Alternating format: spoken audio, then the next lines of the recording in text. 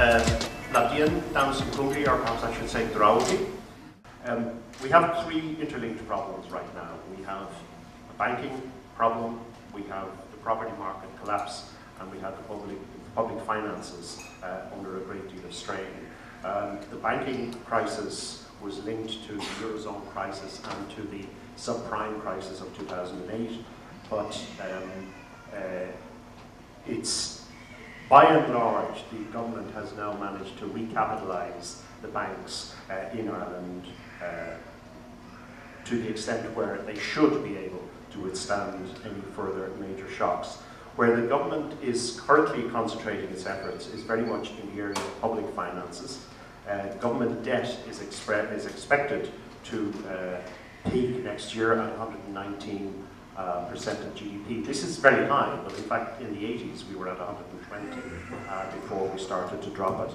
The budget deficit this year will be, it's projected to be, and is on target to be 8.6%. The government is very, very committed to meeting this, and there will be further reductions in this level of debt to 3% by 2015.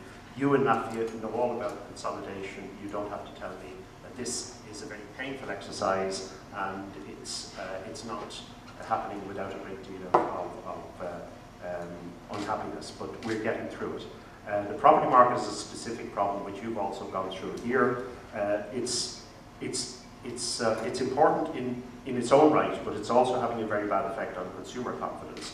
And I've come to give you some idea of what the structure of the economy is like because of that. The macroeconomic outlook for the next year or so is based on the budget figures that were produced last December. Projected a growth rate of 1.3%, but it's likely to be lower. I think everyone knows that there are a number of problems that we're all facing this year, including Latvia, and I think we may find that growth rate turns out to be lower. Tax receipts, interestingly enough, are up over what they were before. GDP grew last year by 0.7%. This is the first period of growth since 2007. Although it has to be said that the fourth quarter showed a downward trend, and as I said, we still have some problems in that regard. Growth, as in Latvia, will be led by exports. For instance, they went up by 4% last year, 10% in January compared to the previous January. Interestingly enough, much of this was led by the food and drink exports area, where they were up by 10%. And a lot of these companies, obviously the multinationals in the drink sector, but in the food sector, they're very much indigenous companies. And Mike will give you some idea of what the companies that he's responsible for, in other words, indigenous Irish companies, are doing and hope to do in terms of business with Latvia. In terms of potential cooperation, it's quite simple. Ireland doesn't have enough resources in many senses to develop its ICT sector. We have a certain population. We have a large amounts of non-Irish working in the ICT sector. They bring a different range of skills, and this allows possibilities for partnership and for the development of new products and software solutions.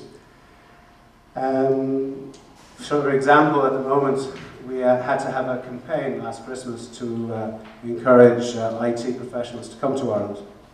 We have probably about 3,000 vacancies in the ICT sector.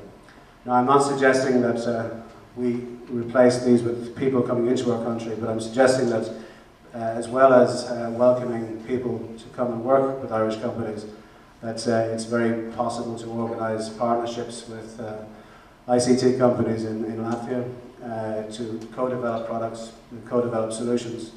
And there's two sides to that. One side is that the Irish company gets to develop a product or a service that's within a 2-hour time zone from Ireland, rather than doing it somewhere like India where there's a larger time difference.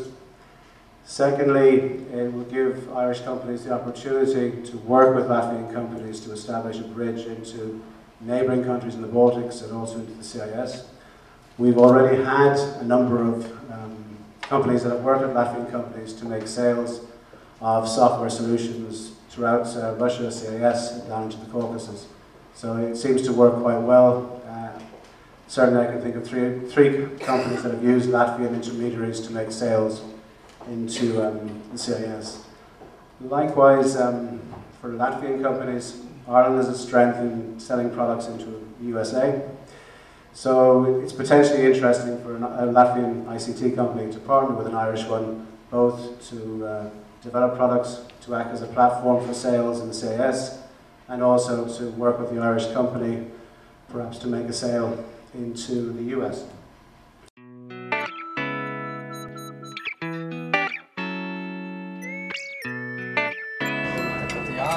Jā, es viņiem, lai es saprotu, ko es ēdu. Jā, bet te ir arī smuka, kur viss aprakstīts. Kā bija tam? Nē, ne tikai viss. Jā, ļoti interesanti.